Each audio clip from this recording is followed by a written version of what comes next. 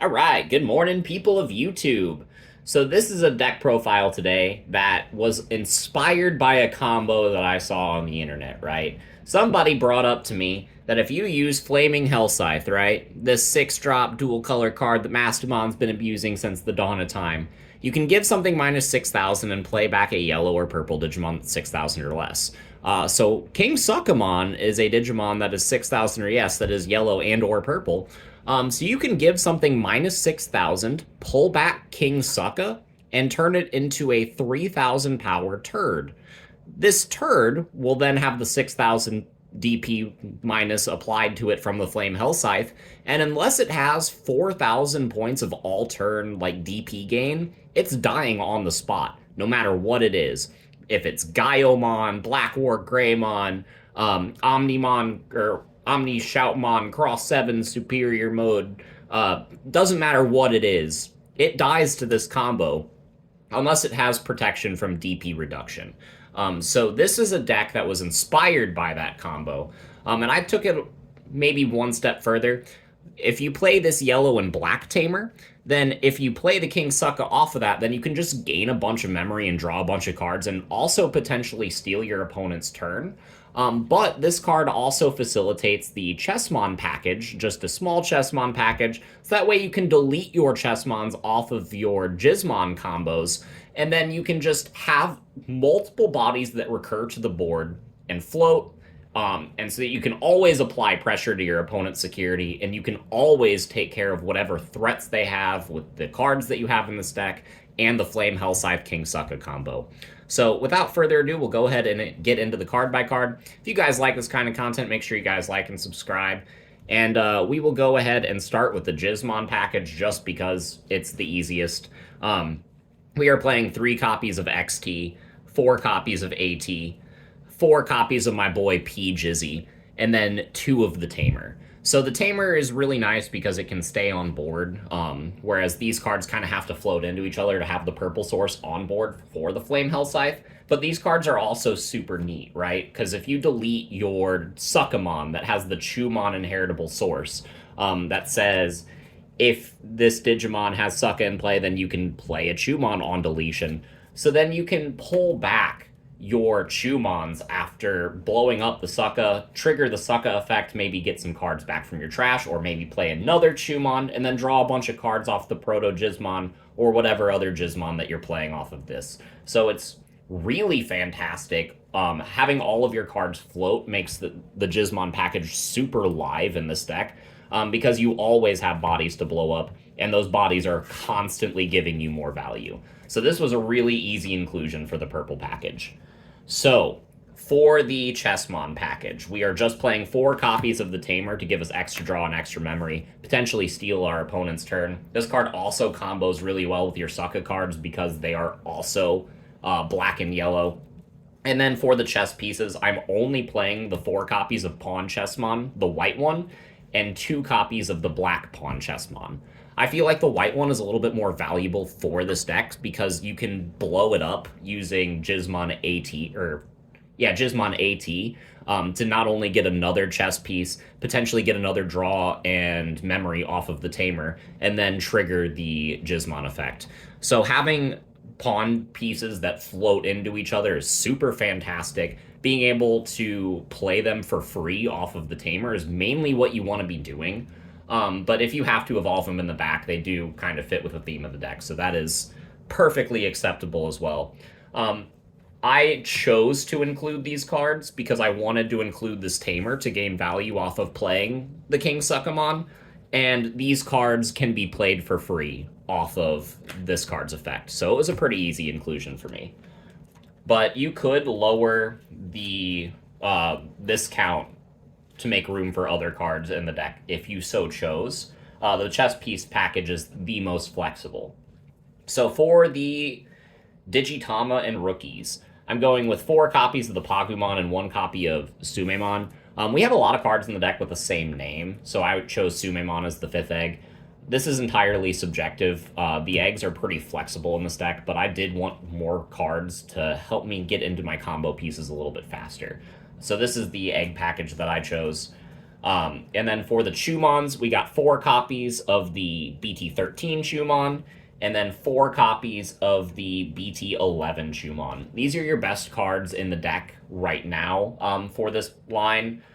The Memory Blocker Chumon is not really that good this format, and we don't have the promo Chumon or the one that comes out in Bt14 yet, which will definitely make this deck a lot faster. But these cards are fantastic. Being able to give yourself an inheritable that lets you play another body is on brand for this deck. You want your cards to be floating into other cards, and all of your cards having super low play cost helps you facilitate a really aggressive board state very, very early in the game. I am playing one more rookie in addition to the chess pieces and the Chumons. I'm playing a single copy of Shinegreymon. Again, a last minute decision that I did make was to cut one of these for an extra copy of the Black Pawn chessmon. But if you're finding yourself in a meta with a lot of blue flare, that's one of this deck's worst matchups, because this deck can pretty much take care of anything else, right? Your turds float, so having floaters makes you outrush a lot of the meta. And any deck that goes a single stack, you can turn it into a turd and then make sure that it doesn't float. That one's gonna sink. But the decks like Blue Flare, this card is in here to stop.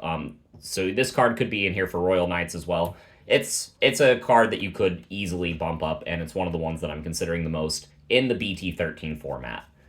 For the level 4s, I am playing 4 copies of the Sukamon from BT11. This card is a black-yellow card, so we're playing 4 of it because it triggers the Tamer. Not only that, but a 3 play cost means that you can play this card from your hand for just 3 and then start tapping the Tamers to gain value back off of it. And then if it dies, then you get a card from the top of your deck, which is fantastic. The inheritable effect is also nice too, which makes it so that way you can kind of redirect deletion to another turd on the board, and all of your turds float, and if you turn your opponent into turds, they don't float. So this card is absolutely fantastic for what the deck wants to do. I am playing 2 copies of the BT3 Sukamon. I didn't really feel like the new Platinum Sukamon from BT13 did much for the deck, considering I can already turn something into a turd and then delete it with Hellsycthe. So I chose to make my other level 4 slot this card, because this card can float into a Chumon from the top 3 cards of the deck, which you are only playing 8 Chumon in this list, so this card will whiff sometimes, but it is hitting a lot of the times as well, which makes it the best option, in my opinion, for this slot. So that is it for the level 4s. On to the level 5s. We got the 4 copies of the Kingsukamon. It's the main combo piece. And it's, yeah, getting Sec Attack +1 for every turd on the board is really nice. Turning something into a turd and being able to punch over it is also really nice, but also having that effect to redirect deletion on your lower level inheritable effects, and also on this card, make it so that this card and your higher level dudes are usually safe from pretty much anything. And this card is just a fantastic combo piece. It's a fantastic aggression piece, and it's one of the main gimmicks of the deck. I am playing one more level 5. I'm playing a single copy of Miragegaogamon from BT1, just as a cheeky recovery option to play off the Hellsycthe. Let's say they trigger a Hellsycthe, but the -6k is just good enough to delete them, or I don't really have a need to pull back the Kingsuka. I can pull back the Miragegaogamon and get a recover. This card is something that I am discarding a lot of the time off of my Gizmon cards. You are never paying 7 to hard slam this. This card is exclusively in here to revive off the Hellsycthe, but in a very aggressive deck like this, your opponent might try to out-aggress you. So having a way to stay in the game longer than them is really, really nice, especially when you can recur it. So you won't need this in every matchup, but for the matchups that you do need it, you'll be glad you had it. And then we are just playing a couple level 6s in this deck. I am playing a single copy of Kentoris from BT13. This card is phenomenal in this deck, right? Because you can gain memory, making it super cheap because you're aggressing them really early, so they're going to be low security, and you are probably going to be at least 1 or 2 down because they might try to match you. which makes this card super cheap to evolve into. It lets you recover, and also it's another aggression piece, right? Because you can get rid of your security to start attacking multiple times with this, and then start spreading DP reduction. Which is cool. The DP reduction is kind of icing on the cake, but the fact that this card can potentially swing twice is fantastic, and I really, really like it for the value that it adds to the deck. And then I am playing 2 copies of Alphamon Fall Down mode. This card is ultra funny, right? Because if you evolve this on the Platinum Suck or on the Kingsuka, then you get to recover, and then if they blow this up, you can pull back a black and yellow Sukamon from your trash, right? And then tap all of your Tamers and steal their turn. So this is one of those cards that puts out a level 6 that gives you immediate value, but also puts your opponent in a position where they don't want to deal with this, because doing so would give you a lot of resources. So Alphamon Fall Down mode is another floater. It's ultra sticky, and it really, really keeps up with the turd aesthetic. So that is it for the Digimon. There are only 4 cards left in the deck, and they are all Flame Hellsycthe because it's part of the combo. I've gone over the combo a lot. So, yeah, those are the 50 cards. This is definitely a concept deck. It was definitely built on a bunch of combos kind of shoved together. But this takes the old Yu-Gi-Oh mentality of, like, Tengu Plant format, or Edison format, as players are dubbing it now, where you can just shove a bunch of engines into a deck that works really, really well together.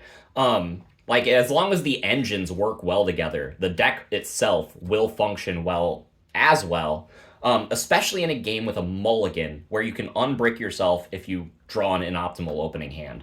But the fact that the Gizmon cards are cycling you into so many new pieces, while also blowing up your turds and making your turds float, means it's really, really hard to have dead hands, especially when you have 15 rookies and a bunch of level 4s that can be played for ultra cheap. So this is a really fun deck. I recommend you guys try it out, and let me know what you think in the comments down below. Bye, everyone.